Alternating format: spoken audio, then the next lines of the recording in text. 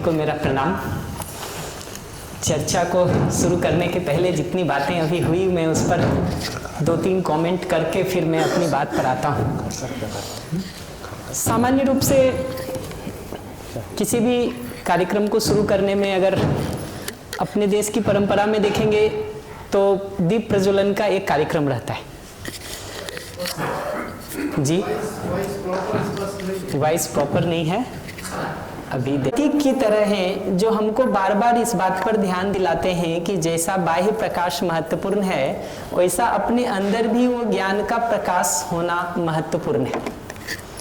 अब बहुत बार अपनी जिंदगी में अनुभव किए होंगे, अपने अंदर कोई दुविधा हो जाए, कोई अंतर विरोध हो जाए, निर्णय लेने में कठिनाई हो रही हो, तय नहीं कर पा रहे हो कि ये करें कि ये करें। ऐसी सारी स्थिति अपने अंदर दुख देती है, पीड़ा देती है, समस्या देती है।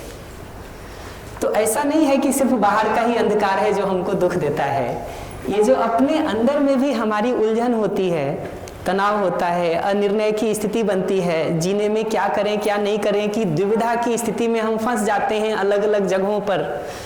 उन परिस्थितियों में भी जीने का ठीक स्वरूप हमको पता हो, उस प्रकाश की भी अंदर हमको जरूरत है। तो एक कमेंट तो मुझे ये करना था। दूसरा, अर्गल सर ने जो बात कही ना वो बड़ी अच्छी बात है कि जाने अनजाने हम अपनी भाषा में बहुत सारी ऐसी चीजें कहते रहते हैं जिसका हमको पता भी नहीं चलता है और अगले को चोट लगती रहती है। उन्होंने तो फिर भी वर्कशॉप कर रखा है, कुछ उस पर अभ्यास कर रहे हैं, तो उनको ये दिख रहा है कि भाई हमने कुछ ऐसा कहा जिससे वो रिएक्शन प्रोपेगेट हो गया। अभी सामान्य आदमी तो ऐसा देखता है कि मैंने तो कुछ किया नहीं, ये फालतू में नाराज होते जा रहा है। ठीक है, अभी सामान्य देखने का ढंग देखेंगे ना तो वो डिजाइन ऐसा होता है कि मैंने तो कुछ किया नहीं, मैं तो और उसका शुभ चाह रहा हूँ, हित चाह रहा हूँ, बढ़िया बात बता रहा हूँ। और आज भलाई का जमाना नहीं रह गया है, किसी को अच्छी बात बताओ तो और आदमी नाराज होता है। हमको ये दिखता नहीं है कि हमारे अप्रोच में कोई ऐसी चीज है जो अगले को चुभ रही है। अगर आप एक लाइन में पूछेंगे कि हमसे अगले को क्या सुनाई दिया होगा, तो अगले को ये सुनाई दिया होगा कि तुमको तमीज नहीं है, समय से आया करो। ठीक है, जो सुनाई अगले को दिया होगा ना वो ऐसे दिया होगा कि एक तो तमीज नहीं है तुमको समय से आने की, परेशान हो रहे हो, उसके बाद ऊपर से दूसरे पे चिल्ला भी रहे हो। ठीक है, ये सुनाई देता है अगले को। आपने चाहे बोला जो भी हो, मैसेज जो रिसीव हुआ होगा अगले को वो कुछ इस भाषा में रिसीव हुआ होगा। तो जब हम संवाद करने जाते हैं तो हमारा गोल क्या होता है? जो मैसेज हम कम्युनिकेट करते हैं वही रिसीव हो या कुछ और रिसीव हो? वही रिसीव हो ना। अब 2 तरीका हो सकता है इसमें। एक तरीका ये हो सकता है कि अगला अपने सुनने की कैपेबिलिटी बढ़ाए। दूसरा ये हो सकता है कि हम अपने बोलने में उस प्रिसाइजनेस को ला पाएं कि अगले को चोट नहीं लगे। अगर आप ये चाहते हैं कि दूसरा अपने सुनने के प्रिसाइजनेस को बढ़ाए तो आपसे कोई बात नहीं हो सकती, उस दूसरे व्यक्ति से बात हो सकती है कि नहीं। फिर हमारे हाथ में नहीं है, फिर तो उस व्यक्ति के हाथ में है। हमारे हाथ में देखिएगा कि क्या है, तो ये है कि हम अपने बोलने के प्रिसाइजनेस को कैसे इंप्रूव कर सकें ताकि वो परिस्थिति ही ना आए कि अगला ट्रिगर हो। आप देख सकते हैं कि अगला जो सामान्य परेशान था, हमारे एक रिस्पॉन्स ने उसके ट्रिगर को और बढ़ा दिया, उसके रिएक्शन को और बढ़ा दिया। हमने किसी एक लेवल पर, वो बारूद तो पहले से थोड़ी जल रही थी, एक माचिस और लग गया उस पे। और हम चाहते नहीं है ऐसा करना, लेकिन हो तो रहा है, हो तो रहा है। तो उसको हम कैसे अपने में संतुलित कर सकते हैं, व्यवस्थित कर सकते हैं, उस पर हम इसमें धीरे धीरे इस कार्यशाला में बात करेंगे। उसका महत्व मैं इसलिए भी मानता हूं कि धीरे धीरे इस पर काम करने जाएंगे ना आप। सामान्य जिंदगी में बोलने वाले को ये पता भी नहीं चलता है कि ये जो हम बोल रहे हैं ये किसी जगह पर हमारे भाव की कमी को भी इंगित कर रहा है, इंगित कर रहा है। तो कहीं ना कहीं अगर देखिएगा लौट करके तो उसको डिटेल करेंगे हम कि अपने अंदर हम मान के तो रखते हैं कि हम अगले का शुभ चाहते हैं, हम मान के तो रखते हैं कि अगले के प्रति हमारा बहुत स्नेह का भाव है, हम उसी के लिए कह रहे हैं। लेकिन मैं गारंटी से आपको बता सकता हूं कि अगर आप खुद भी इस परिस्थिति में होते और दूसरा इस तरह से बोलता ना, तो बहुत चांसेस है कि हम भी रिएक्टिव हो जाएं। इसका मतलब क्या हुआ? इसका मतलब यह हुआ कि हम कहते तो बहुत हैं कि मेरा तुम्हारे प्रति स्नेह का भाव है, लेकिन पैमाने अलग हैं। अपने को जब हम मापते हैं तो अलग पैमाने से देखते हैं, दूसरे को जब हम मापते हैं तो अलग पैमाने से देख रहे होते हैं। हमारा जो यार्ड स्टिक है मेजर करने का ना, वही प्रॉब्लम खड़ा है। तो हमको लगता है कि मेरे अंदर वो स्नेह का भाव है, अगले के लिए शुभ का भाव है, लेकिन उसके गैप्स होते हैं जो हमको दिखते नहीं है सामान्य रूप से। जब आप इन संवादों को ठीक करने जाते हैं ना, तब लौट करके भाव के उस पहलू पर ठीक करने पर हमारा ध्यान जाता है और उन गैप्स को पहचान करके हम ठीक से उसको भर पाते हैं। तो ये दूसरा कमेंट था मेरा उस संवाद के ऊपर। तीसरा, दीदी हमारे परिचय में बहुत कुछ बता रही थी। मेरा ग्रेजुएशन है, पीएचडी तो किया नहीं मैंने कभी। अब सॉरी, ग्रेजुएशन किया हूँ, मास्टर नहीं किया हूँ, पीएचडी की डिग्री है। तो मेरे पास बैचलर डिग्री है, पीएचडी डिग्री है, मास्टर डिग्री तो है नहीं मेरे पास। और आईआईटी कानपुर में रहते हुए हमारा वहाँ के संस्थान से परिचय हो गया था, तो गणेश बागड़िया जी के सानिध्य में वहाँ रह के हमारा बहुत सारा अध्ययन अभ्यास का वो हुआ है। तो इतना तो मुझे उस बैकग्राउंड में बताना था। अब मैं अपने सत्र पर आता हूँ। आज शाम के समय किसी समय हम लोग परिचय का एक सत्र रख लेंगे, ताकि एक दूसरे से थोड़ा परिचय हो जाए हम सभी लोगों का। कितने लोग ऐसे हैं जिन्होंने आनंद संस्थान का कोई भी प्रोग्राम नहीं किया है अभी तक?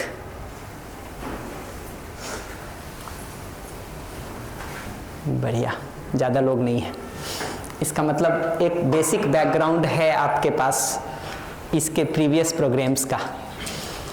तो मैं अपने इस कार्यक्रम के संदर्भ में थोड़ी बात पहले रख देता हूँ, फिर कोई प्रश्न होगा आपका तो उसको रिस्पॉन्ड करके फिर आगे बढ़ेंगे। देश भर में आज के दिन बहुत अलग अलग तरह की कार्यशालाओं को मैं चला रहा हूँ, और सभी कार्यशालाओं का अपना एक उद्देश्य होता है। तो आपने YouTube पर हमारे कुछ वीडियो देखे होंगे, कल कुछ लोग कह रहे थे, कहीं और भी देखे होंगे।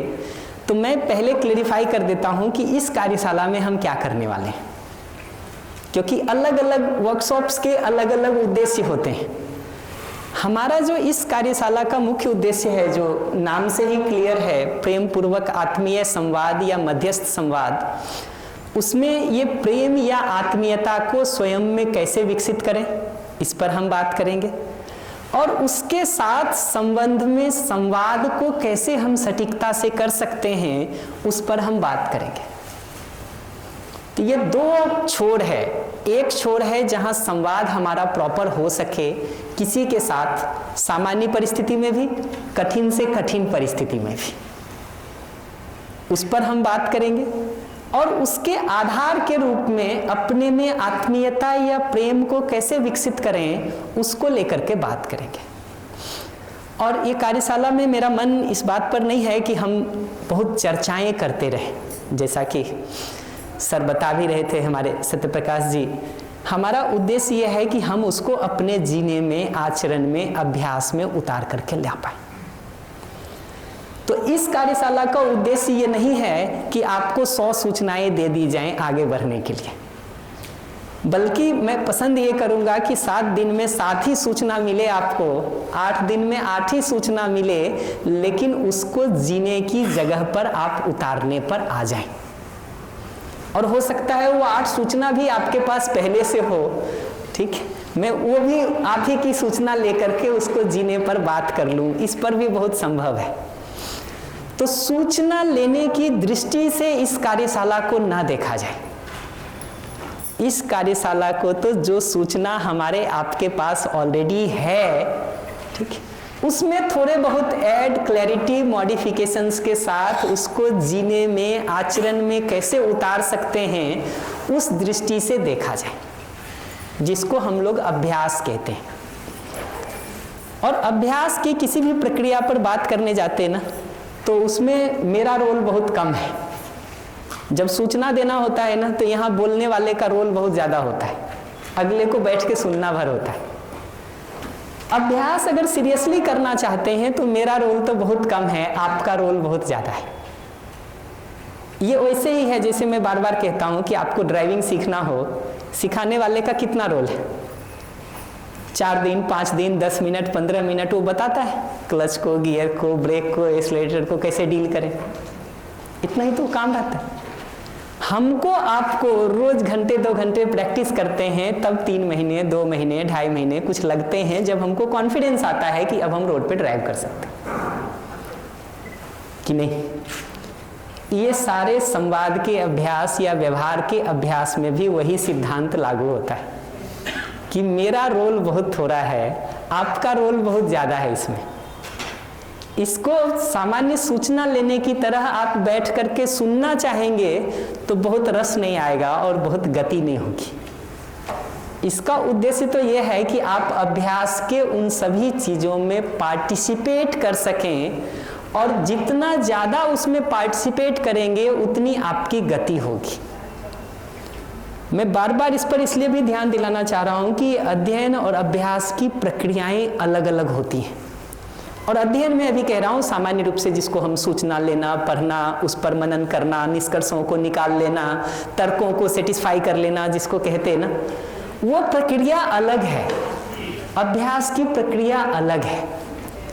ठीक वैसे ही जैसे कुकिंग की किताब पढ़ने की प्रक्रिया अलग है और कुकिंग जब करने जाते हैं तो वो प्रक्रिया अलग है, अलग है।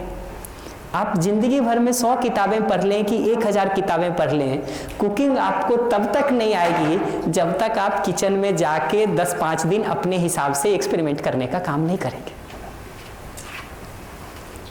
नहीं तो हमारे यहाँ एक कहानी बताते हैं कि कुकिंग की किताब पढ़ के ऐसे ही किसी ने खाना बनाना शुरू किया, सारा आइटम डाल के आधे घंटे तक पड़ा रहा तो देखा कुछ हुआ नहीं। ठीक, तो मैनुअल में ढूंढा कुकिंग के तो सारी चीज़ें सब ठीक लिखी थी, एकदम जैसा जैसा क्रम से कहा था पूरा उसने किया था, लास्ट तक बना नहीं। फिर जाके किसी से पूछा कि भाई प्रॉब्लम क्या हो गई, तो कहा इसमें पहला स्टेप था लाइटर से उसको जलाना, वो तुमने किया ही नहीं है तो तुम्हारा चूल्हा ही ऑफ है।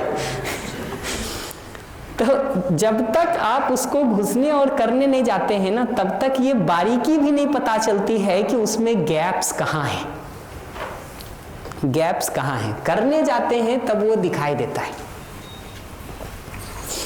तो इतनी बात हमको इस संदर्भ में कहनी थी, मैं लौट के आऊँगा अभी इस पर। और तो इतनी तो हमारी भूमिका थी।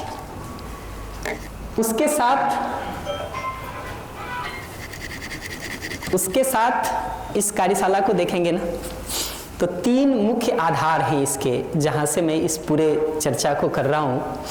एक आधार उसका मध्यस्थ दर्शन सहअस्तित्ववाद का कंटेंट है, जिसको श्रद्धेय नागराज जी ने प्रतिपादित किया है, जिसको आधार रख के मैं बहुत सारी बातें करने वाला हूँ।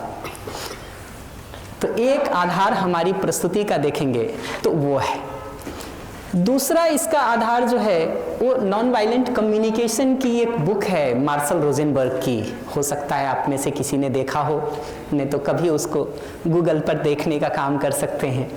दूसरा मुख्य आधार जो हमारी प्रस्तुति का है वो मार्शल रोजेनबर्ग की नॉन वायलेंट कम्युनिकेशन की बुक है। और तीसरा आधार इसमें अलग अलग जगह से इंडियन ट्रेडिशनल सिस्टम में जो सामान्य विजडम अलग अलग जगहों पर पाए जाते हैं उनका कुछ प्रयोग किया है, उनका कुछ प्रयोग किया है। ये 3 जगहों से ये प्रस्तुति कर रहे हैं। निश्चित रूप से जो प्रस्तुति करता है फिर जिम्मेदारी उसी की बनती है, तो इससे संबंधित कोई भी आपका प्रश्न होगा तो उसको उत्तर देने की जिम्मेदारी निश्चित रूप से हमारी है। और हम इस अधिकार से नहीं खड़े हैं कि इससे हमारी जिंदगी की सभी समस्याएं हल हो ही जाएंगी, लेकिन हम इस अधिकार से जरूर खड़े हैं कि जितनी समस्याएं आज हम फेस कर रहे हैं उसमें बहुत सारी तो हल हो जाएंगी, जो बचेंगी उनको हम आप मिलकर रास्ता ढूंढेंगे तो कल वो भी हल हो जाएगा। तो ऐसा नहीं है कि कोई प्रॉब्लम अगर आज इसमें से हल नहीं हो पाता है तो आगे उस पर कुछ हो नहीं सकता है। 70%, 80%, 90% भी अगर हम अपने लाइफ की प्रॉब्लम को सॉल्व कर पाते हैं, परिवार की, काम करने की जगह की, समाज की, तो बचे 10% को सॉल्व करने का काम फिर हम मिलके उपाय ढूंढ सकते हैं, मिलके उपाय ढूंढ सकते हैं। समय के साथ चीज़ों के इम्प्रूवमेंट का काम होता ही है, तो हम एक बेस कंटेंट के रूप में इसको प्रेजेंट करने का काम कर रहे हैं, जिसको फर्दर इम्प्रूव करने की ज़रूरत होगी आपको अपनी आवश्यकता अनुसार। हो भी सकती है, हो सकता है पूरा भी पड़ जाए आपके लिए, पर उसके लिए मैं खुला हूँ कि उसको आराम से देखा जा सकता है और किया जा सकता है। तो ये 3 आधारों के साथ मैं उसको प्रस्तुत कर रहा हूँ। मुख्य आधार उसका मध्यस्थ दर्शन अस्तित्ववाद का है, दूसरा नॉन वायलेंट कम्युनिकेशन का है, और तीसरा जो इंडियन नॉलेज सिस्टम में सामान्य रूप से उपलब्ध चीज़ें रहती हैं उसको प्रयोग किया है। इतने के साथ चर्चा को शुरू करते हैं। किसी भी चर्चा को शुरू करने जाते हैं तो जैसा कि मैंने कहा, हमको यहाँ तक पहुँचने में बहुत सारे लोगों का योगदान होता ही है। आग की खोज नहीं हुई होती, पहिए का आविष्कार नहीं हुआ होता, तो आज हम चांद पे जो है लैंडर नहीं भेज रहे होते। आज हम कहीं उसी आविष्कार में उलझे होते कि आग ढूंढ रहे होते और पहिया ढूंढ रहे होते। तो जिन्होंने पहली बार वो खोज किया होगा ना, उनका भी हमारी आज की ज़िंदगी में योगदान है। जिन्होंने भोजन के, कपड़े के, घर बनाने के सिस्टम को डिज़ाइन किया होगा ना, उनका भी बहुत योगदान है। लौट करके देखने जाएंगे तो ये दिखता है, हम भाषा भी सीखे हैं, उसमें बहुत सारे लोगों का योगदान है। ऐसे ही हम इस कंटेंट को भी आज के दिन प्रस्तुत कर रहे हैं, तो इसमें बहुत सारे लोगों का योगदान है। बल्कि थोड़ा बारीकी से देखेंगे ना तो दिखता है कि डायरेक्टली इनडायरेक्टली जिसने भी परिवार में, समाज में चीज़ों को बेहतर करने के लिए कुछ प्रयास किया है, हमको कहीं ना कहीं उसका सहयोग मिलता ही है, मिलता ही है। आज अगर हमारी बात से आपको कुछ समझने में सहयोग मिलता हो, तो जिन लोगों से हमको सहयोग मिला उसका इनडायरेक्ट सहयोग आपको मिल ही रहा है, मिल ही रहा है। उस रूप में देखने जाते हैं तो उन सभी लोगों ने जिन्होंने समाज में मानवीयता को समझने के लिए, जीने के लिए, स्थापित करने के लिए काम किया, उसका प्रत्यक्ष या अप्रत्यक्ष, डायरेक्ट या इनडायरेक्ट हमको सहयोग मिलता ही है। इनफैक्ट वो सहयोग जितना जितना हमको दिखाई देता है ना, स्वाभाविक रूप से उन लोगों के लिए अपने मन में कृतज्ञता का, ग्रेटिट्यूड का भाव आता है। अगर हमको अपनी जिंदगी में आपसे सहयोग मिलता हुआ दिखाई दे, हमारी जिंदगी आपके कारण बेहतर होती हुई दिखाई दे, बहुत नेचुरल है कि आपके प्रति कृतज्ञता का, ग्रेटिट्यूड का भाव हमारे अंदर आता है। नेचुरल है, स्वाभाविक है। तो मैं बार बार कहता हूं, कृतज्ञता कोई जबरदस्ती पैदा करने की चीज नहीं है। उसका मूल आधार यह है कि दूसरे से जो सहयोग हमको मिल रहा है उसको रुक करके पहचाना जाए, देखा जाए। वो सहयोग दिखाई देगा, स्वाभाविक रूप से कृतज्ञता आएगी। सहयोग दिखाई नहीं दे आपको हमारी जिंदगी से, कितना भी हम चाहें कि आप हमारे लिए ग्रेटिट्यूड रखो, कृतज्ञ रहो, ये संभव ही नहीं है, संभव ही नहीं। तो इस पूरी प्रस्तुति के संदर्भ में देखिएगा तो मुझे 4 लेवल पर कृतज्ञता अपने लिए समझ में आती, और इस प्रस्तुति के संदर्भ में, क्योंकि अभी जो आत्मीय संवाद की कार्यशाला कह रहा हूँ उस संदर्भ में बात कर रहा हूँ। अन्यथा अगर जनरल आदमी शुरू करे तो माता पिता के प्रति कृतज्ञता होना बहुत स्वाभाविक सी बात होती है। घर में और जिन लोगों ने भी आपको बचपन से बड़ा होने में सहयोग किया है उस सब के प्रति कृतज्ञता स्वाभाविक सी बात होती है। अगर आपको सहयोग दिखाई देगा तो, दिखाई नहीं देगा तो वहां भी नहीं होगी। आज भी जिन बच्चे को अपने माता पिता से जिंदगी में सहयोग नहीं दिखता है उनको कृतज्ञता नहीं होती, शिकायत होती है, शिकायत होती है। अगर वो शिकायत दूर होना है तो वो कोई जबरदस्ती करके दूर नहीं होगा, उसको माता पिता से मिलने वाले सहयोग को देखने में सहयोग करने की जरूरत है। जितना जितना वो सहयोग को देख पाएगा स्वाभाविक रूप से उसके अंदर का शिकायत या विरोध खत्म होकर कृतज्ञता में बदल जाएगा। इन बिंदुओं पर तो हम संवाद में बात करेंगे आगे, पर पहली चीज मैं ये कह रहा हूं कि आत्मीय संवाद की कार्यशाला की दृष्टि से उन सभी लोगों ने जिन्होंने मानवीयता को स्वयं में समझने का, जीने का, परिवार और समाज में और लोगों तक उसको पहुंचाने के लिए काम किया है, उन सभी के प्रति वो कृतज्ञता स्वाभाविक बनती है।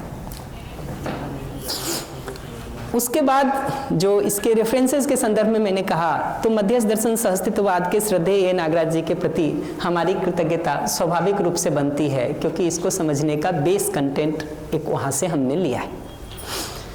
उसी तरह से अहिंसक संवाद के जो जनक हैं मार्शल रोजेनबर्ग, जिनके आधार को रख करके हम इसमें कई सारे कंटेंट को प्रयोग कर रहे, और ऐसा नहीं कि सिर्फ उन्हीं से सीखा है, हमने उनके लीनिएज में बहुत सारे लोगों से अलग अलग जगहों पर हमने इसको सुनने समझने करने का काम किया है।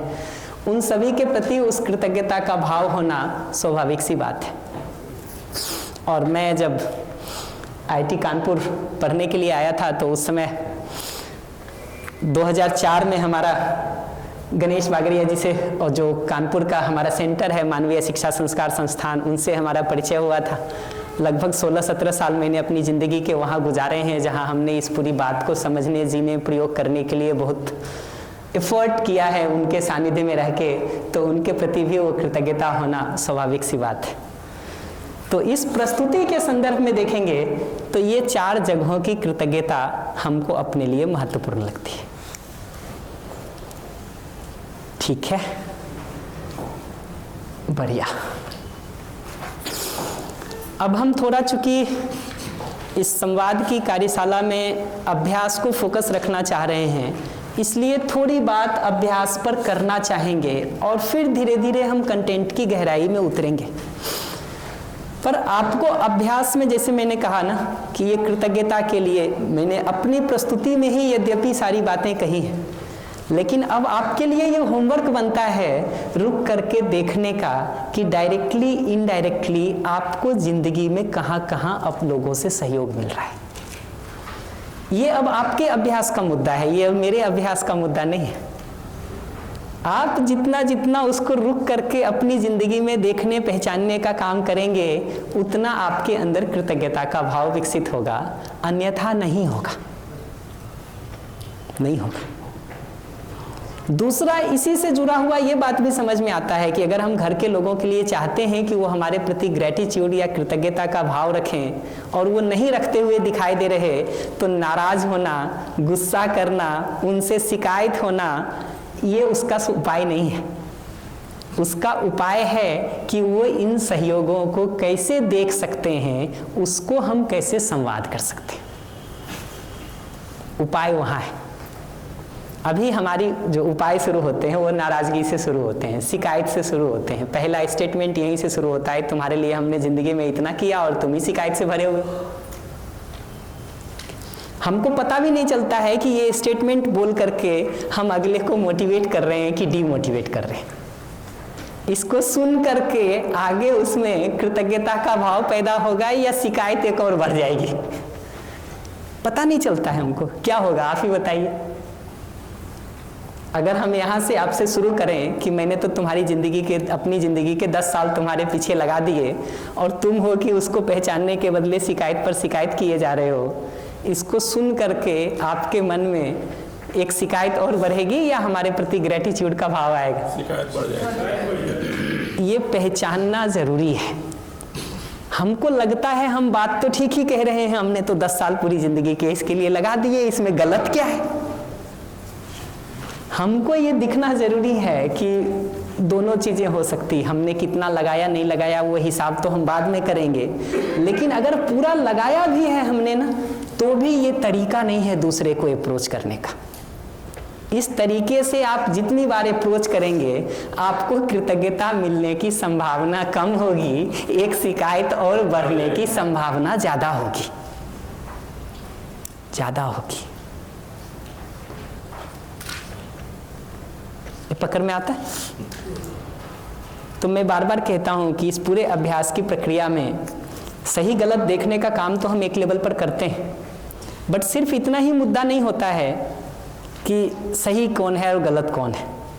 ठीक है, उसका एक बड़ा मुद्दा ये भी होता है कि संवाद तब सफल होता है जब अगला जहां खड़ा है वहां जाके हम जुड़ सकें। संवाद तब सफल नहीं हो सकता जब हम जहां खड़े हैं हम वहीं खड़े रहें, आप जहां खड़े हैं आप वहीं खड़े रहें, कोई डायलॉग नहीं हो सकता। डायलॉग तभी हो सकता है जब हम दोनों एक जगह पर आके खड़े हों, और उसमें कुछ दूरी आप तय करते हैं, कुछ दूरी हम तय करते हैं। और जिसको ज़्यादा संवाद की आवश्यकता महसूस हो रही है, दूरी उसी को पहचाननी पड़ती है कि कितना हम तय करेंगे कि नहीं। तो अभ्यास की इस पूरी प्रक्रिया में देखेंगे ना, तो 3 बहुत बेसिक बातें मैं कह रहा हूँ। किसी भी बात को सुनते या पढ़ते समय जो करने की जरूरत है ना, ये प्रिंट आउट तो आपको मिल गया होगा ऑलरेडी। कुछ 2-1 स्लाइड हो सकती जो हमारे पास एक्स्ट्रा हो, आपके पास नहीं हो, बट वरी करने की जरूरत नहीं है, मेजर आपके पास है। तो सुनते या पढ़ते समय जो पहली जरूरत होती है वो ये होती है कि हम अपना मान करके आत्मीयता के साथ सुन सकें। वो सुनने में और बोलने में भी अगर एक दूसरे के प्रति हमारा आत्मीयता का भाव नहीं होता ना, तो संवाद नहीं होता है, विवाद होता है। विवाद होता है। आप सही बोल रहे हैं या गलत बोल रहे हैं, ये सेकेंडरी हो जाता है अगर आपके बोलने का नहीं है। तो आप अपमानजनक ढंग से, विरोधजनक ढंग से किसी भी बात को कहने जाते हैं ना, अगला हमारी बात को बाद में सुनता है, तरीके से पहले आहत हो जाता है। और एक बार वो तरीके से आहत हो जाता है ना, फिर उसका अपना अहंकार जाग जाता है, उसका अपना अभिमान जाग जाता है। फिर तो गलती उसकी सारी हो तब भी नहीं मानेगा, ठीक है, और 10 तर्क ला के देगा कि कैसे वो ठीक है और कैसे मैं गलत हूँ। तो अपना मान करके आत्मीयता के साथ सुनना और बोलना, ये दोनों ही जरूरी है। क्योंकि मेरी अपेक्षा आपसे है, इसलिए हमने उसको सुनते या पढ़ते समय लिखा है कि हमको भी आपसे उस आत्मीयता की अपेक्षा है कि उस आत्मीयता के साथ ही उसको सुने।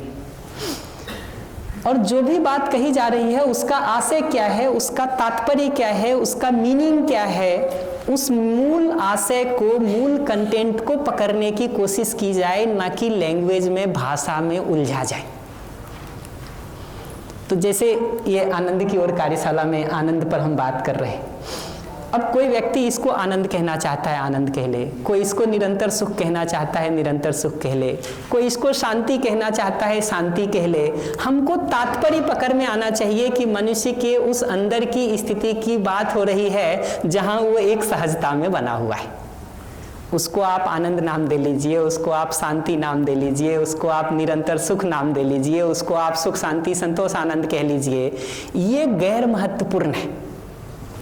हम बहुत बार इन शब्दों में ही उलझ जाते हैं और वो जो अर्थ देखने का काम होता है उसको छोड़ देते हैं।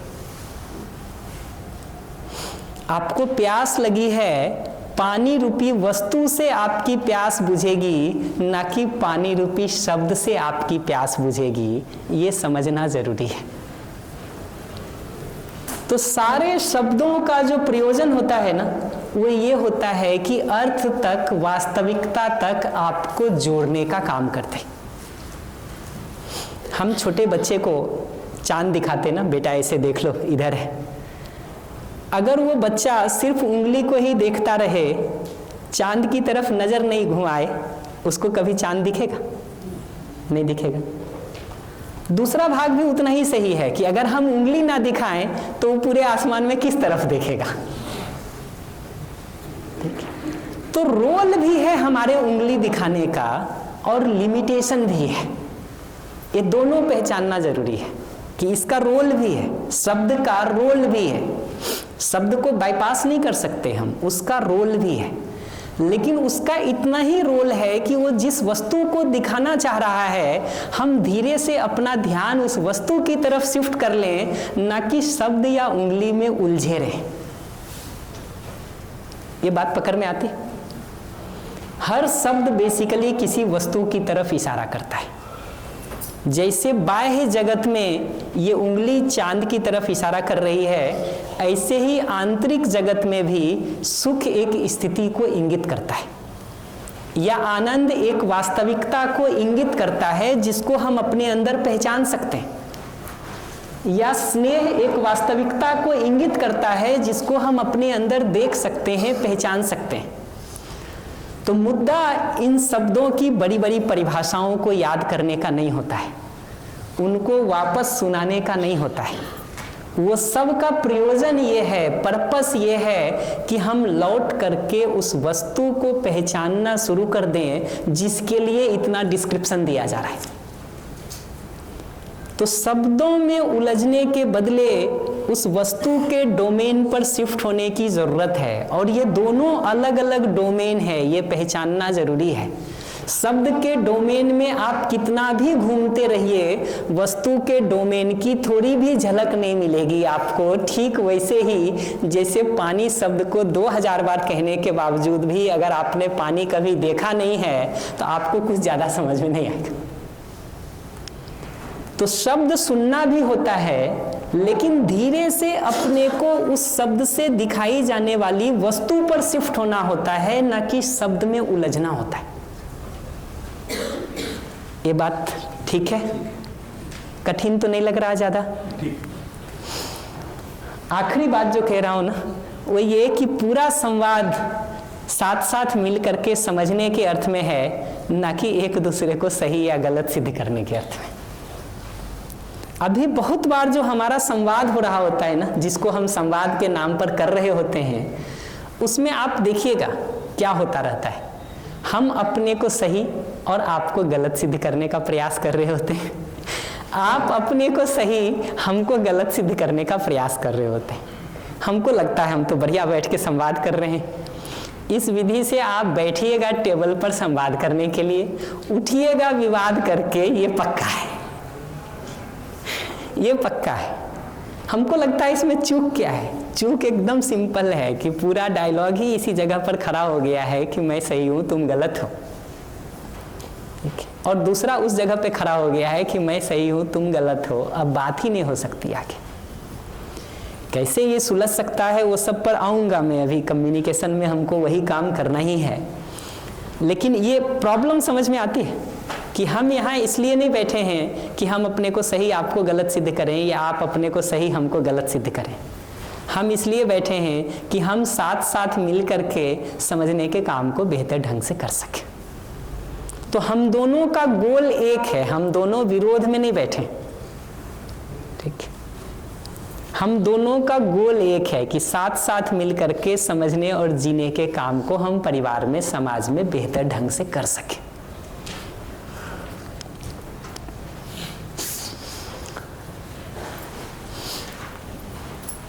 आत्मीय संवाद के बारे में मुझे कुछ और बातें इसमें कहनी है, जो मैं इसको कह देता हूं।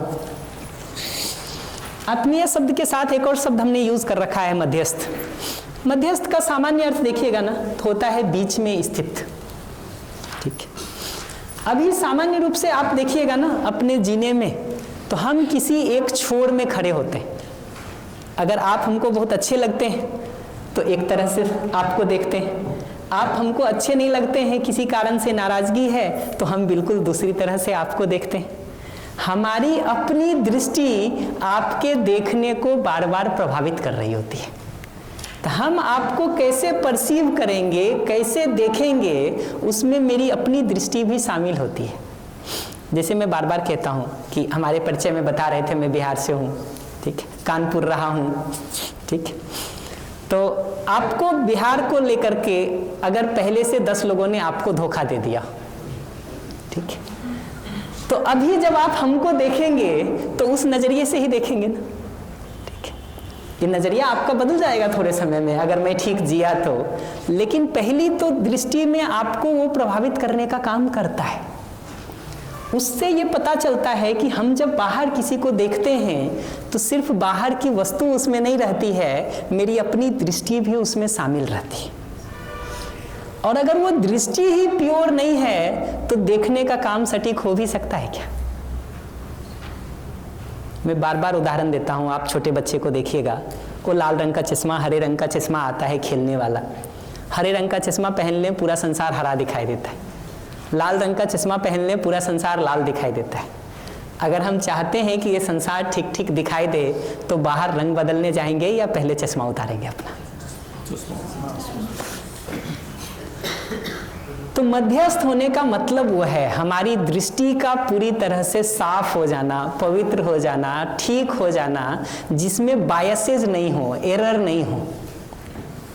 आप में से जो भी लोग फिजिक्स के केमिस्ट्री के टीचर होंगे ना, इंस्ट्रूमेंट में ही अगर एरर हो जाए, जिस मशीन से आप माप रहे हैं, मेजरमेंट कर रहे हैं, अगर उस इंस्ट्रूमेंट में ही एरर हो तो कितना भी ठीक से आप मेजरमेंट करिए, एरर हर बार आएगा ना, एरर हर बार आएगा ना, क्योंकि हमारा इंस्ट्रूमेंट ही प्रॉब्लमेटिक है।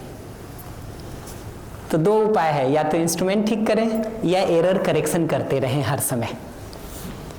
ठीक है, तो अभी जो हम कोशिश करेंगे वो एरर करेक्शन करते रहने का कोशिश करेंगे। अगर एरर हमारे अंदर हो ही गया है बार बार, तो करेक्शन करने का कोशिश करते रहेंगे ताकि धीरे धीरे एक परफेक्शन की तरफ हम आ सकें। तो मध्यस्थ का मतलब ये है कि किसी भी प्रकार के बायसेस से फ्री होकर के हम एक स्थिर जगह पे रह के संवाद कर सकें। जैसा वस्तु है वैसा उसको ठीक ठीक देख करके संवाद करें, न कि अपने बायसेस को उस पर डालने का काम करें। ठीक है, ये भाषा कठिन तो नहीं लग रही है किन्हीं को? हिंदी और सरल करने की जरूरत है क्या? बिना संकोच के बता सकते, हमको कोई प्रॉब्लम नहीं है। आप कहेंगे तो हम हिंदी और सिंप्लीफाई कर देंगे, इंग्लिश वर्ड्स बढ़ाना होगा तो वो बढ़ा देंगे, उसमें कोई संकोच नहीं करिएगा। हमको बिना हिचक के फीडबैक दे दीजिएगा। संवाद की पहली जरूरत होती है अपनी बात को सटीकता से कह पाना। हिंदी समझ में आ रही है? आ रही ना? कठिन लगे तो बिना संकोच के बताइएगा। इंस्ट्रूमेंट को ठीक करने वाला इसमें नहीं होता, जैसे आप बोले कि हम लोग एरर ठीक कर रहे हैं, पर इंस्ट्रूमेंट ठीक करने वाला वही, आप जब एरर को ठीक करते जाते हैं ना, तो बेसिकली यहाँ इंस्ट्रूमेंट और एरर अलग अलग नहीं है। एरर भी आप में ही है, इंस्ट्रूमेंट भी आप ही है। तो आप जितना जितना अपने एरर करेक्शन का काम कर रहे हैं, बेसिकली वो इंस्ट्रूमेंट ठीक होता जा रहा है। अलग से कुछ भी करने की जरूरत नहीं पड़ती है, कुछ भी जरूरत नहीं पड़ती है। तो ये संवाद देखेंगे क्या है ना, तो अपने समझ, अपने भाव और अपने विचार को सटीकता से व्यक्त करने का एक माध्यम है। तो इस संवाद की कार्यशाला में ऐसा नहीं होगा कि हम सिर्फ संवाद को ठीक करने की बात करेंगे। संवाद के पीछे विचार, विचार के पीछे भाव, भाव के पीछे के समझ पर हमको बात करने की जरूरत होगी ही। तो गोल हमारा यह है कि संवाद तक आके चीजें ठीक हो पाए। सिर्फ संवाद ठीक हो ये नहीं कह रहा हूं मैं, संवाद तक का पूरा लाइन ठीक हो जाए, कि समझ भी ठीक हो जाए, भाव भी ठीक हो जाए, विचार भी ठीक हो जाए और व्यवहार में संवाद तक वो ठीक हो जाए। उतने समझ, भाव और विचार पर तो हम बात करेंगे ही। तो इस वर्कशॉप के बाद हो सकता है कि आपको खेती करने की समझ विकसित नहीं हो, गाय पालने की समझ विकसित नहीं हो, आयुर्वेदिक दवा बना लेने की समझ विकसित नहीं हो, क्योंकि मैं उसको कंटेंट में नहीं देख रहा हूँ। संवाद की दृष्टि से जितने समझ की जरूरत है, जिन जिन भावों की जरूरत है, विचार को जिस तरह से ऑर्गेनाइज करने की जरूरत है, वो सब पर हम बात करेंगे। बट वो समझ वो होगा जो संवाद से सीधा जुड़ा है, ना कि वो समझ वो होगा जो आपके खेती और स्वास्थ्य से जुड़ा है।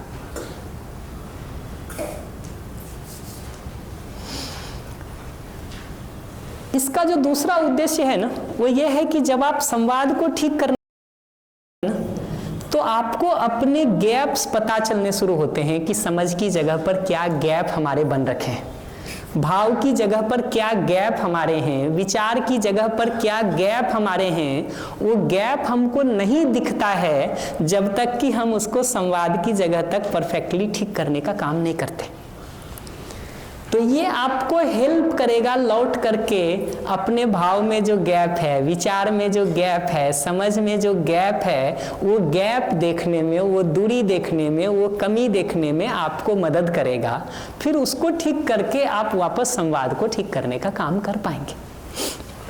आप देखिएगा, जैसे इसी संवाद में अगर मुझे लाइन बताना हो ना, कि मैं अगर अप्रोच करता, सर ने चूंकि एक उदाहरण दे दिया तो मेरे पास बात करने के लिए एक उदाहरण ऑलरेडी है।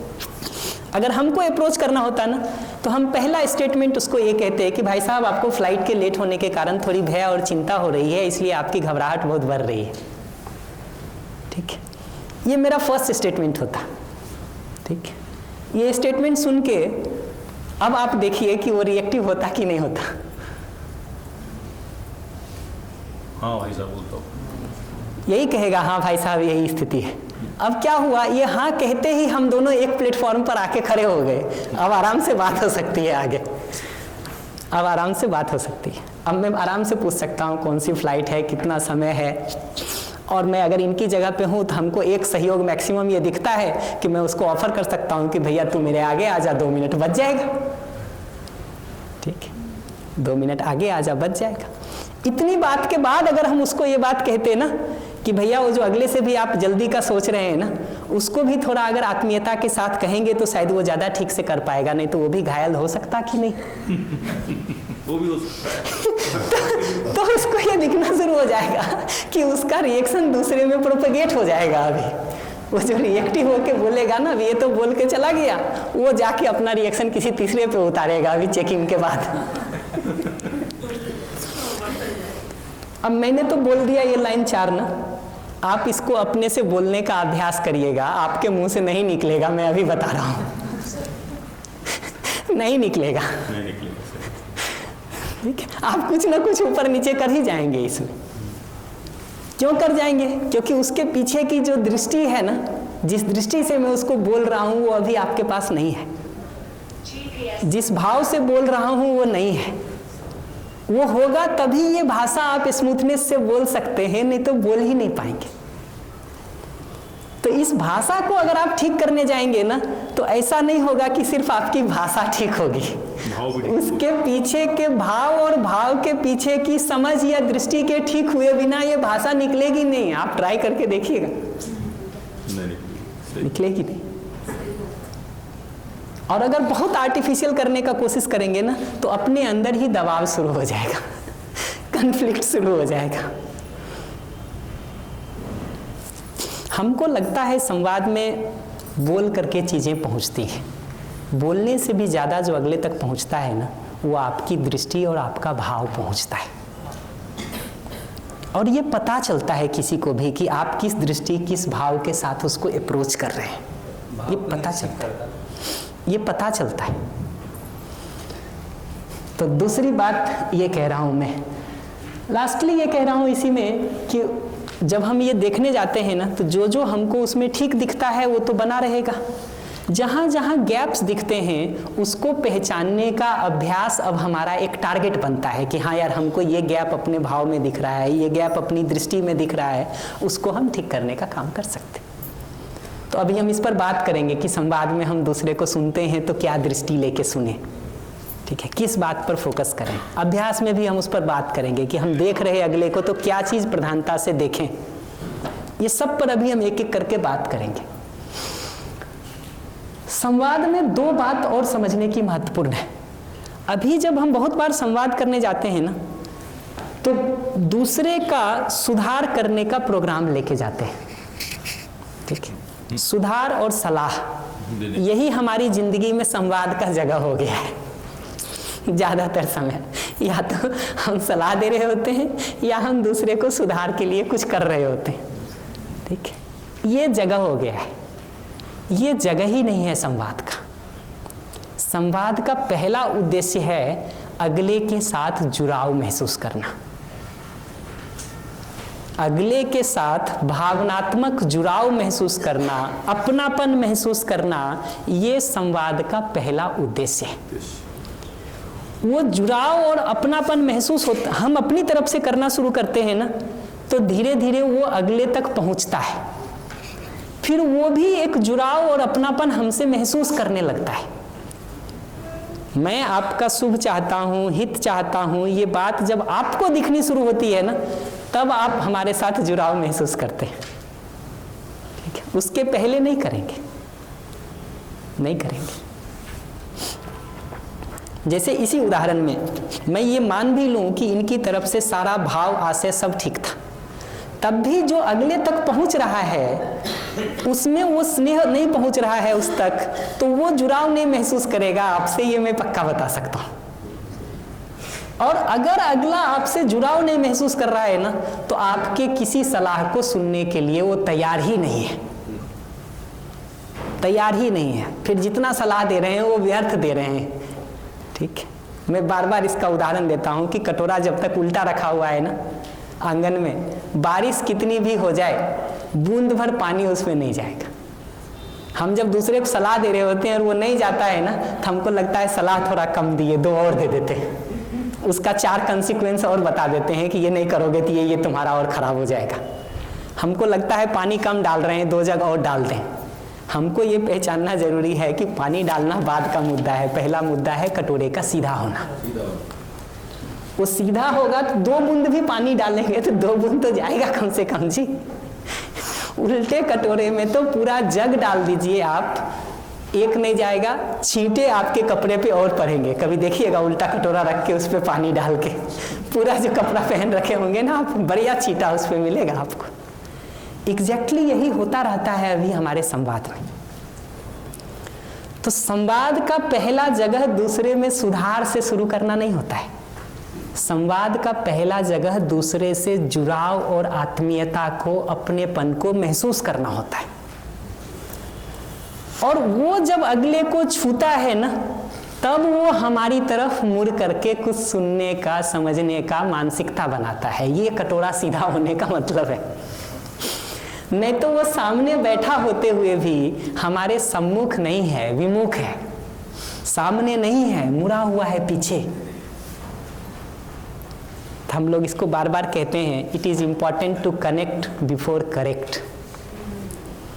ठीक है, हम करेक्शन से शुरू करते हैं कनेक्शन से शुरू करने के बदले।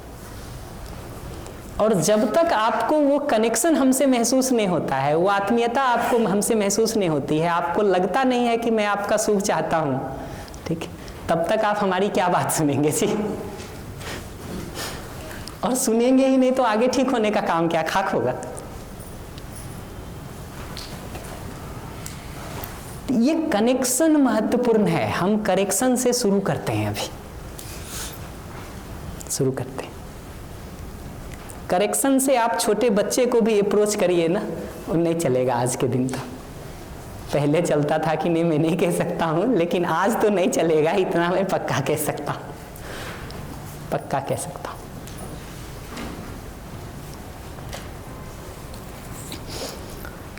नीचे क्वेश्चन के लिए 3 बातें निर्णयपूर्वक हमने लिख दिया है कि ये सारे संवाद का मतलब अपनी कमियों को छुपा करके दूसरे को बेहतर दिखाना नहीं है। बहुत बार हम आज के दिन संवाद जो प्रयोग करते हैं ना, वो एक पॉलिश्ड लैंग्वेज में दूसरे को अच्छा प्रेजेंट होके दिखाने के लिए प्रेजेंट करते हैं। इस संवाद का उद्देश्य वो नहीं है। अगर वो उद्देश्य से संवाद करना शुरू किए ना, तो कठिनाई आपकी बढ़ेगी, ठीक होने के बदले बढ़ेगी। तो इस पूरे संवाद का उद्देश्य ये नहीं है कि हम अपनी कमियों को छुपा करके दूसरे को बेहतर दिखाएं। फिर उद्देश्य क्या है? उद्देश्य है कि वास्तव में हम ठीक हो जाएं। अच्छा क्या है, पैर में घाव बना रहे और हम उसको जींस पहन के ढक लें, या वो घाव को ठीक कर लें? घाव को ठीक कर लें। ठीक है, ढक लेंगे ना, दूसरे को नहीं दिखाई देगा। अपने से छुपा के कहाँ जाइएगा जी? अपने को तो पता चलता रहता है ना कि घाव है, वो पीड़ा भी देता रहता है और हम उसको छुपा के रखे हुए हैं, ये भी पता चलता है। अपने साथ इस ईमानदारी को जितना कम रखिएगा ना, अपने जीवन में आनंद या सुख उतना कम होगा, ये पक्का है, ये पक्का है। क्योंकि हम अपने ही अंदर एक अंतर विरोध में उलझे होते हैं। हमारा ही एक हिस्सा कुछ और कह रहा होता है, हमारा ही दूसरा हिस्सा कुछ और दिखा रहा होता है। तो वो अंतर विरोध तो बना ही रहेगा ना, कहाँ जाएगा। दूसरी बात ये कह रहा हूँ कि ये दूसरे से अपनी बात मनवाने का तरीका नहीं है। आपको कई सारे टूल्स मिल जाएंगे इस कोर्स के बाद। अगर आप उसको दूसरे से अपनी बात मनवाने के लिए यूज करेंगे ना, तो 2-4 बार काम करेगा। टूल पावरफुल है, 2-4 बार काम कर जाएगा, लेकिन 5वीं बार से अगले को पता चल जाएगा कि आप बेसिकली उसको मैनिपुलेट करने का काम कर रहे हैं, ना कि कोई आत्मीयता है आपको उसके लिए। ये पता चल जाएगा, फिर काम नहीं करेगा, फिर काम नहीं करेगा। तो संवाद का उद्देश्य ये नहीं होता है कि हम दूसरे से अपनी बात मनवा लें।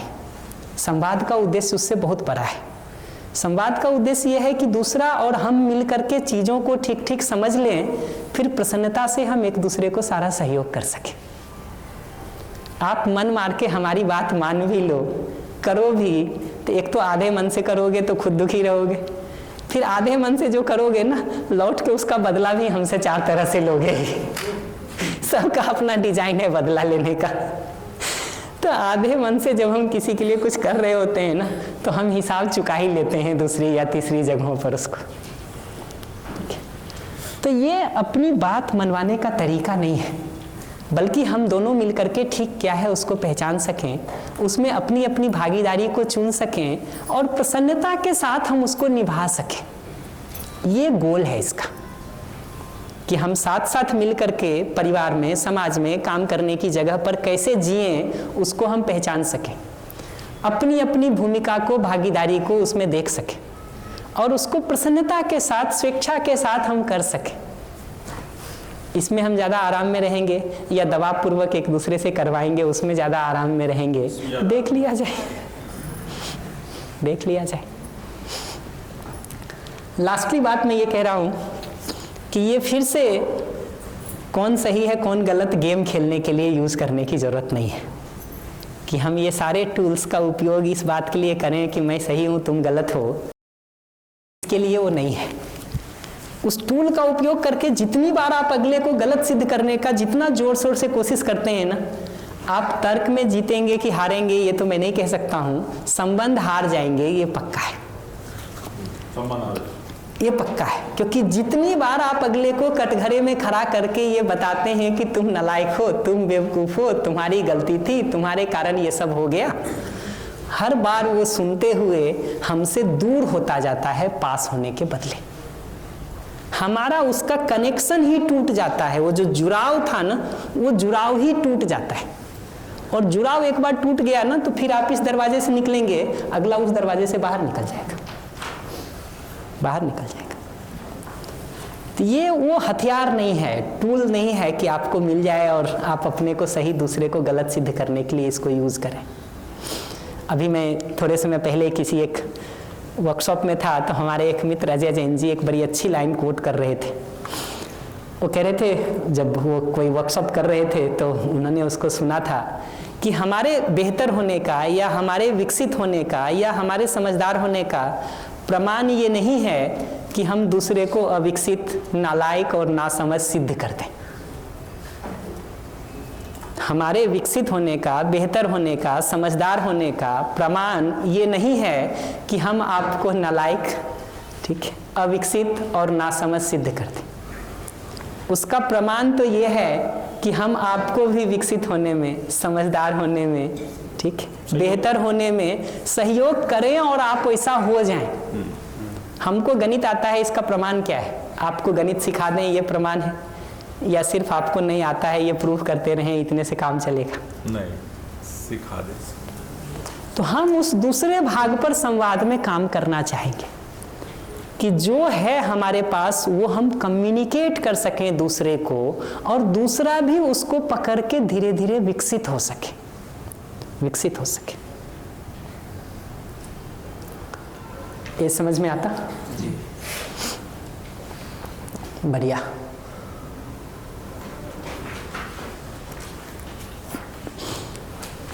ब्रेक के पहले मेरे पास 15 मिनट का समय है, तो मैं सोचता हूँ अभ्यास के बारे में कुछ बातों को और बता देता हूँ।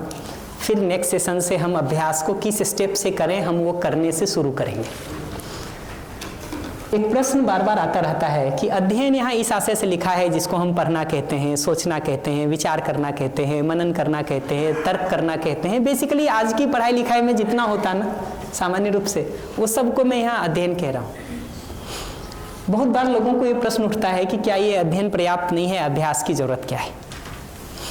मैं बार बार उसका यही उदाहरण देता हूँ कि तैराकी अगर सीखना हो तो नदी के किनारे खड़े रह के किताबें पढ़ के आएगा, या किताब पढ़ने के बाद किसी दिन उसमें उतरने की भी जरूरत पड़ेगी? उतरने पड़ेगी, तब सीख पाएगा। उतरेंगे भी तो आप पहले दिन तैराकी सीख लेंगे, या 10 दिन, 5 दिन, 15 दिन हाथ पैर मारेंगे, तब धीरे धीरे आपको संतुलन बनना शुरू होता है। बाहर खड़े रहेंगे ना, तो कोई आपको उसका तरीका भी बताता है ना कि हाथ ऐसे रखो, पैर ऐसे रखो, संतुलन ऐसे बनाओ, उसका ठीक ठीक मतलब भी आपको समझ में नहीं आता है जब तक आप पानी में घुसते नहीं। उस वाक्य का मतलब भी नहीं समझ में आता है आपको जब तक आप पानी में घुसेंगे नहीं ना, तब तक उस वाक्य का मतलब भी नहीं पकड़ में आएगा। तो अगर बिना अभ्यास के अध्ययन करने का कोशिश कर रहे हैं ना, तो सूचनाएं तो बहुत आ जाएगी, गहराई उस सूचना में भी नहीं बनेगी। बदलाव होना तो छोड़िए, सूचना में भी गहराई नहीं बनेगी एक पॉइंट के बाद। जब आप उसमें जाते हैं तभी आपको उन सारे सिद्धांतों का मतलब पकड़ में आता है कि वो क्या कहना चाह रहा था। तो अध्ययन के साथ अभ्यास इसलिए जरूरी है।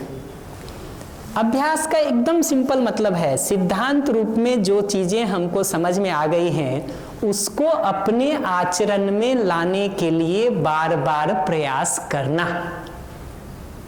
मैं बहुत सरल भाषा में कहूं तो सिद्धांत जो हमको सामान्य रूप से समझ में आ गया है उसको अपने जीने में, अपने आचरण में, अपने व्यवहार में लाने के लिए बार बार प्रयास करना।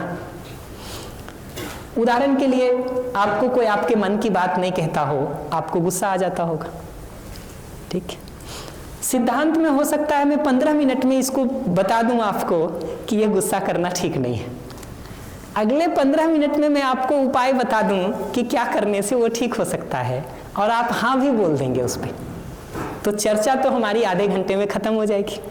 15 मिनट ये दिखाने में कि उससे क्या समस्या है, और 15 मिनट ये बताने में कि वो कैसे ठीक हो सकता है।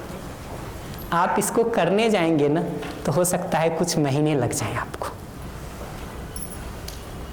कुछ महीने लग जाए। अभ्यास का वही रोल है, और वो कुछ महीने भी तब लगेगा जब आप सिंसियरली एफर्ट कर रहे हो उसके लिए। तो जिस दिन से वो प्रयास शुरू करते हैं उस दिन से कुछ महीने लगते हैं। प्रयास नहीं शुरू करेंगे तो महीना काउंट नहीं होगा, काउंट नहीं होगा। फिर आप 10 साल से सुन रहे हो, पढ़ रहे हो, कि 5 साल से पढ़ रहे हो, कि 20 साल से पढ़ रहे हो, वो काउंटिंग नहीं है। काउंटिंग तो उस दिन से शुरू होगा जिस दिन से आप उस रिगरस अभ्यास के काम को शुरू किए, कि नहीं।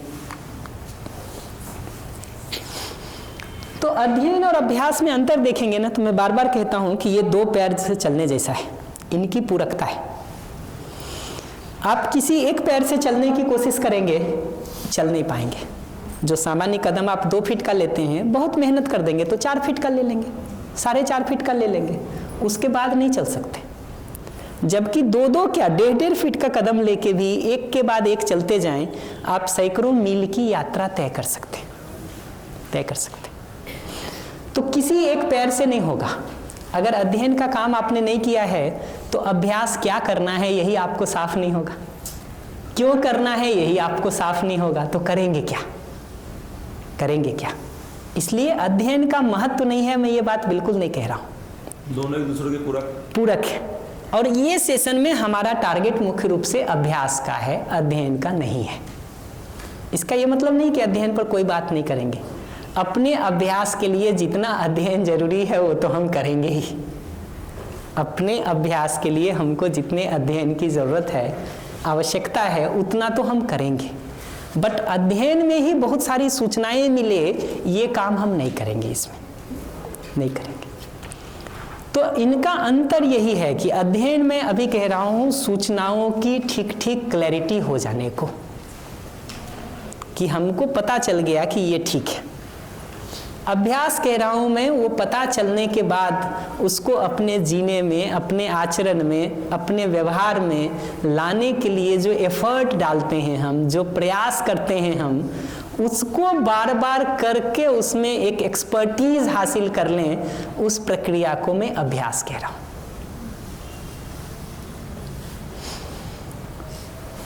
शुरू कहां से करेंगे आप पूछेंगे, तो शुरू तो अध्ययन से ही करना पड़ेगा। तो पढ़ने से या सुनने से ही उसको शुरू करना पड़ेगा, तभी अभ्यास की जरूरत भी लगेगी, उसके बिंदु भी समझ में आएंगे, और क्या और कैसे करना है वो क्लियर भी होगा। अध्ययन से हमको ये पता चल जाता है कि हमारा गोल वो है, पहुंचना वहां है, ठीक, रास्ते की भी क्लैरिटी हो जाती है कि ऐसे ऐसे चलना है। अभ्यास बेसिकली उस रास्ते पर चलने का नाम है। आपको खूब पता हो कि दिल्ली यहाँ है और ये हाईवे जाता है, उससे हम दिल्ली नहीं पहुँच जाते जब तक कि हम उस रास्ते पर चलना नहीं शुरू करते। और बिना चले हम कितने भी माइलस्टोन आपको बता दें बीच बीच के, ठीक है, आपको उसमें बहुत सारी बारीकियां भी नहीं समझ में आएगी। हम लास्ट ईयर किसी यात्रा में थे, तो लोगों से जब रास्ता पूछते ना तो बताता कि 500 मीटर जा करके ये दाहिने सड़क जाती होगी, वो पकड़ लेना, ठीक है। कई बार उसका 500 मीटर जो है वो 1 किलोमीटर होता है, कई बार उसका 500 मीटर 200 मीटर ही होता है, क्योंकि उसने भी कोई इंच टेप डाल के थोड़ी ना मापा है जी। तो हमको जब चलते हैं ना तभी पता चलता है कि उसका 500 मीटर कितना दूर होता है, कितना दूर होता है। इसी तरह से वो कह तो दिया कि 1 किलोमीटर बाद जाना, ये दाहिने टर्न ले लेना। चलते हैं ना तो पता चलता है कि उसके पहले भी 2 टर्न है दाहिने की तरफ, ठीक है। और ये शंका शुरू हो जाती है कि ये यही वाला टर्न है कि अगला वाला टर्न है, ठीक है। पूछना ही पड़ता है किसी से, ठीक है, या गूगल मैप लगाइए, कुछ वो करिए, ऑप्शन नहीं है। तो चले बिना हम सोचेंगे ना कि पूरा रास्ता हमको ठीक ठीक पता चल जाए, नहीं चल सकता है। अगला 2, 4, 5, 10 माइलस्टोन बता देगा और क्या करेगा जी। जब आप उसमें चलने जाते हैं ना तब आपको उसकी गहराई और बारीकी ठीक से पता चलती है। इसलिए शुरू तो पढ़ने या सुनने से करने की जरूरत है। श्रवण का मतलब है सुनना, जैसे अभी आप सुन रहे हैं, ये श्रवण है। पुस्तकों से जब आप पढ़ते हैं तो वो पठन है। तो शुरू तो पढ़ने या सुनने से ही करना होता है। एक बार सुन करके पढ़ करके वो बात हमको ठीक लग जाए तो अगला काम होता है उसके लिए सघन अभ्यास। और सघन में इसलिए कह रहा हूँ कि आप ड्राइविंग 1 दिन करिए, फिर 1 महीना छोड़ दीजिए, फिर 1 दिन करिए, फिर 1 महीना छोड़ दीजिए, पूरी जिंदगी में आपको ड्राइविंग नहीं आएगी। एक बार आपने सीख लिया ठीक से उसको ना, फिर आप साल भर नहीं भी करेंगे तो चलेगा। 1 आध दिन मुश्किल से लगेगा आपको गाड़ी पे हाथ बैठाने में, पूरे साल भर आपने ड्राइविंग नहीं किया है तब भी। लेकिन अगर सीखते समय ही आप ऐसा कर रहे हैं कि आज 1 दिन किया, फिर अगले महीने किया, फिर अगले महीने किया, फिर अगले साल किया, पूरी जिंदगी में भी नहीं आएगा। इसलिए अभ्यास में वो सघनता चाहिए। सघनता का मतलब जब हम मन बनाते हैं तो क्रम से उसको लगातार कुछ दिनों तक करते हैं, लगातार कुछ दिनों तक करते हैं।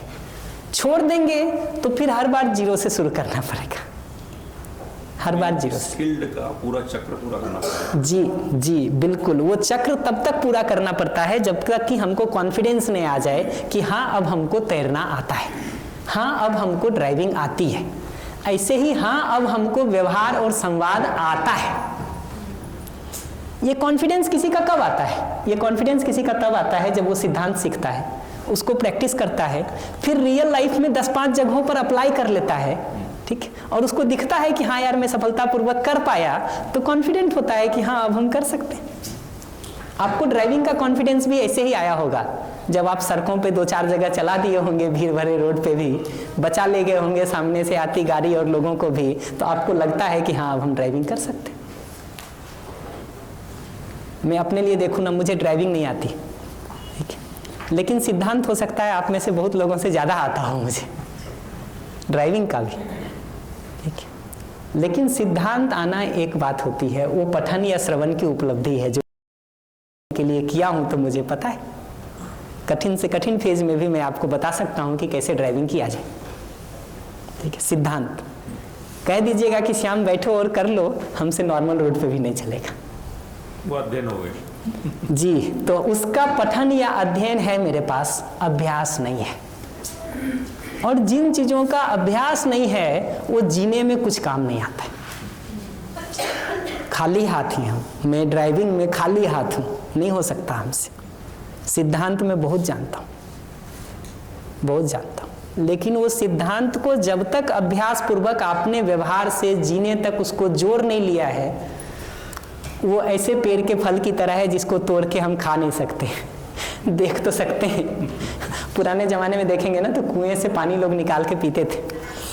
अगर वहाँ कोई रस्सी नहीं हो पानी निकालने के लिए ना, तो दिखाई तो देता था कि पानी है, पी नहीं सकते, प्यासे मर जाएंगे वो पानी देखने के बावजूद भी, क्योंकि वो रस्सी नहीं है निकालने के लिए। तो अभ्यास वो प्रक्रिया है जो उस गैप को भरने का काम करेगा, और उसमें मुख्य भूमिका आपकी है, किसी दूसरे की नहीं है। जितनी निष्ठा से, जितनी तत्परता से, जितनी सिंसियरिटी से आप उसको करेंगे, उतनी आपकी गति होगी। एक पूरी लिस्ट इसमें जो हमने लिख रखी है, उसको मैं बहुत संक्षेप में आपको ऊपर से वो कर देता हूँ कि अपने लिए ये देखने की ज़रूरत है। और मैंने लिखा है कि हमारा या मेरा ध्यान कहाँ है, आपका नहीं। आपका का मतलब क्या होता है कि हम इन पैरामीटर्स को देख करके भी ना दूसरे को जांचने चले जाते हैं कि अच्छा वो क्या कर रहा है।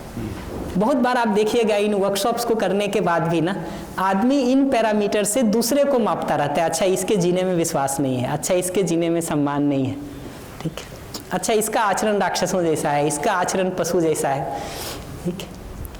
हमारे एक पिछले वर्कशॉप में करीब मतलब 15-17 साल पहले कोई एक सज्जन आए थे, तो वो बता रहे थे ऐसे ही कि किसी स्कूल में उस समय प्रोग्राम चल रहा था, तो वो बच्चे लोग बैठ करके बात कर रहे होंगे।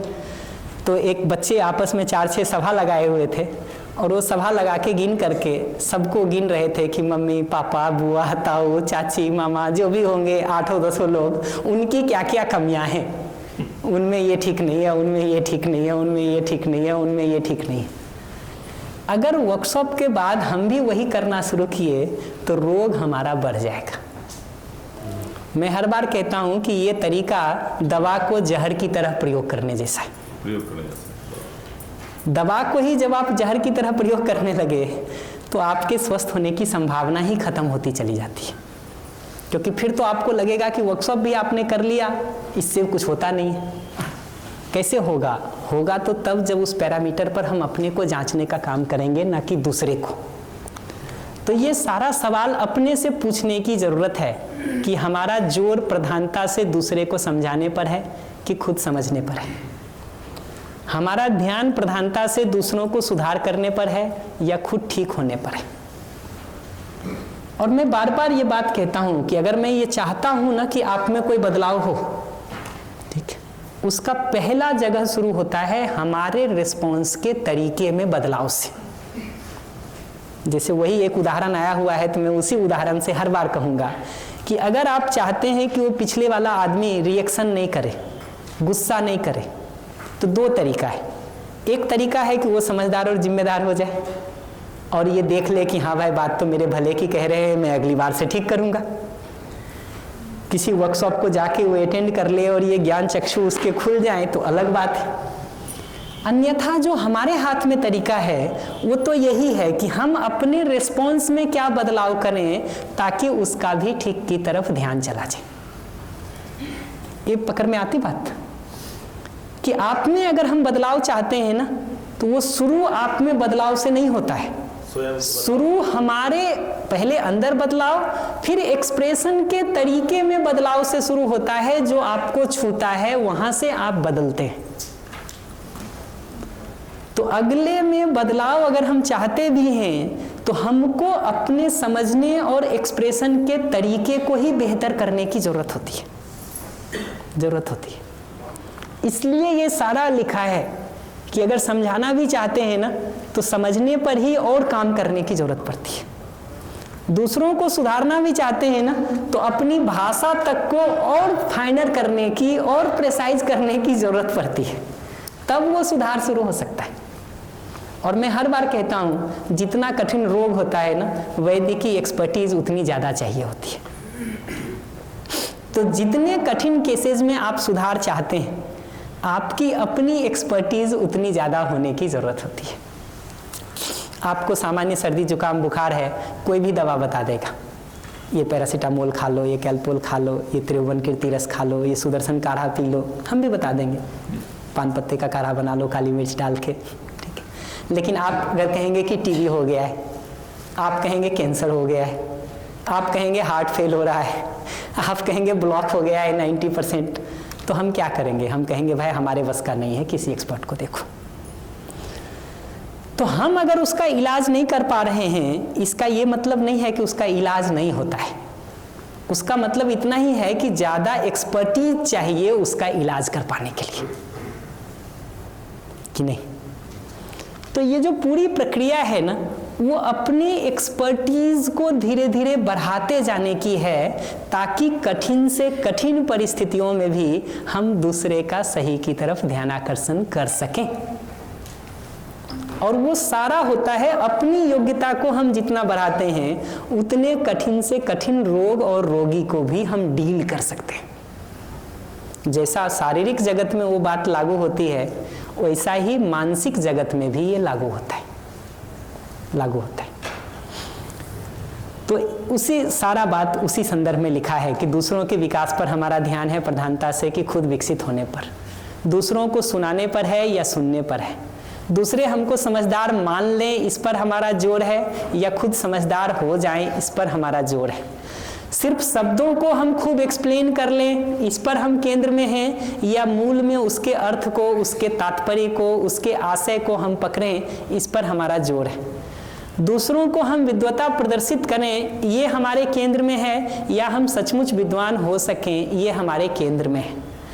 दूसरों की समीक्षा करके हम उसको नालायक और बेकार बता दें, उस पर हमारा प्रधानता से जोर है, या वास्तविकता का अध्ययन अभ्यास करके हम खुद ठीक हो सकें और दूसरों को अध्ययन अभ्यास में सहयोग कर सकें, इस पर हमारा प्रधानता से जोर है। लास्टली कहें तो दूसरे को गलत और कमतर सिद्ध करने पर हमारा जोर है, या खुद सही और श्रेष्ठ होने पर हमारा जोर है। ये फोकस पहचानना जरूरी है। अभी जो हम सारा फोकस डाल रहे हैं वो इस राइट हैंड पर फोकस डाल रहे हैं, समझने पर, सुधरने पर, खुद विकसित होने पर, समझदार होने पर, अर्थ को पकड़ने पर, वास्तविकता के अध्ययन अभ्यास पर, सही अर्थों में सही और श्रेष्ठ होने पर। हमारा जो इस वर्कशॉप का जोर है वो इस भाग पर है, स्वयं पर। और इसको करने से दूसरा अपने आप होता है, अलग से करना नहीं पड़ता है। हम अगर समझदार हैं और जीने में वो प्रेसाइजनेस हमारी आती है, दूसरों तक वो पहुंचता ही। हम सुधरेगी जग सुधरेगा। शुरू तो वहीं से करना पड़ता है, शुरू वहीं से करना होता है। उसके साथ फिर हम समाज को बेहतर करने के लिए भी योग्य हो पाते हैं। हमको गणित नहीं आता है, आपको गणित सिखा देंगे। हमको अंग्रेजी बोलना नहीं आता है, आपको सिखा देंगे। ये कभी संभव भी है क्या? संभव भी है क्या? बढ़िया। तो अगले सेशन से हम अभ्यास के तरीकों पर आ जाएंगे। भूमिका में हमको इतनी बात कहनी थी। इमीडिएट आपका कोई प्रश्न हो तो बताइए, उसको हम वो करते हैं। अदरवाइज अगले सेशन से हम आपका पार्टिसिपेशन और आपका रिस्पॉन्स हम बढ़ाना शुरू करेंगे। कोई इमीडिएट प्रश्न तो नहीं? बैकग्राउंड मैं इसलिए दे रहा हूँ कि अभ्यास का बैकग्राउंड अध्ययन से थोड़ा डिफरेंट है। आप उसी पुराने बैकग्राउंड से चलेंगे तो बहुत कुछ हासिल नहीं कर पाएंगे। वो बैकग्राउंड एक लेवल पर शिफ्ट होने की ज़रूरत है, गियर चेंज होने की ज़रूरत है। अभ्यास का गियर अलग है अध्ययन से। बढ़िया। किसी भैया को कोई सूचना देनी है दे देंगे। हम लोग ब्रेक करते हैं, 11:30 बजे हम चाय के बाद मिलेंगे।